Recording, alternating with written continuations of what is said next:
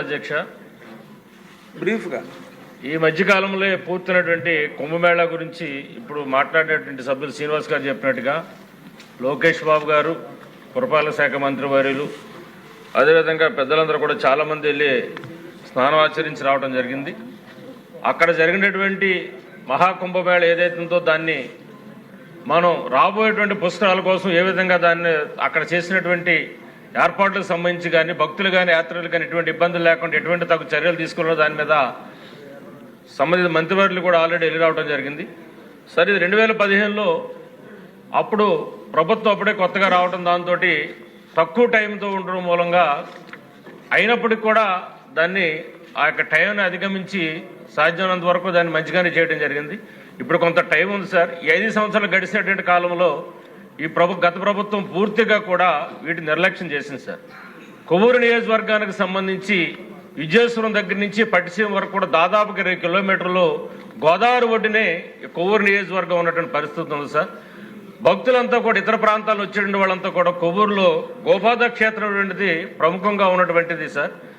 ఇప్పుడు కూడా నిరంతరం కూడా భక్తులు అక్కడికి వచ్చి పిండ ప్రదానం చేసుకోవటం కానీ, లేకపోతే ప్రతి నెల కూడా అక్కడికి గోదావరికి సంబంధించిన హారతలు ఇవ్వటం కానీ, ఏదైనా సరే ఒక పుణ్య కార్యక్రమం చేయాలని చెప్పిన గోపాద క్షేత్రాలకు వచ్చి చేసేటువంటి ఆనవాయితీ పూర్వం నుంచి కూడా ఉన్నటువంటి అనేక మునులు కానీ అనేక పరిస్థితులు అందరూ కూడా వచ్చి అక్కడికి వచ్చి స్నానం ఆచరించి పూజలు చేసేటువంటి సాంప్రదాయం గోపాద క్షేత్రం సంబంధించిన కొవ్వూరు పట్టణానికి ఉంది సార్.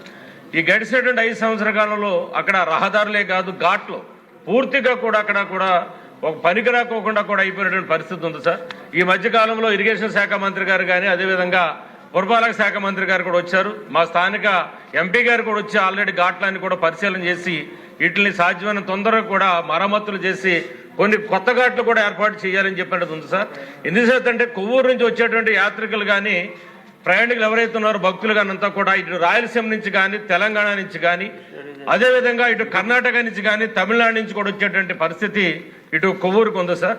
కాబట్టి ఎక్కువగా వచ్చే కోట్లాది మంది వచ్చేటువంటి ఈ యొక్క కొవ్వూరు ప్రాంతానికి ఇప్పటి నుంచే వాటి మీద దృష్టి పెట్టి దేవాలయాలకు సంబంధించినటువంటి ఆధునీకరణ కానీ, మంచినీటి సమస్య కూడా సార్. మేము ఆల్రెడీ గోదావరి ఒడ్డున ఉన్నప్పటికీ కూడా గోదావరి ప్రజలు పుణ్యస్నానానికి వెళ్ళొస్తారు, డైలీ కూడా స్నానానికి వెళ్ళొస్తుంటారు.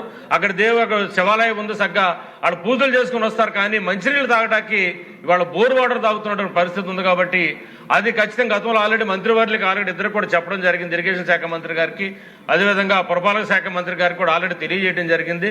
పుష్కరాలు వచ్చే నాటికైనా గోదావరి వాటర్ ద్వారా మంచినీరు అందజేయలేకపోతే కనుక వచ్చేటువంటి భక్తులందరూ కూడా చాలా ఇబ్బంది ఉంటుంది. కాబట్టి ఖచ్చితంగా మంచినీళ్ళ విషయంలో ప్రత్యేకంగా ప్రతిపాదనలో ఆల్రెడీ దృష్టిలో ఉంది. కాబట్టి దాన్ని ఎంతవరకు తీసుకొచ్చినటువంటిది మంత్రివర్యులు చెప్పాలని చెప్పని కోరుకుంటా ఉన్నాం సార్.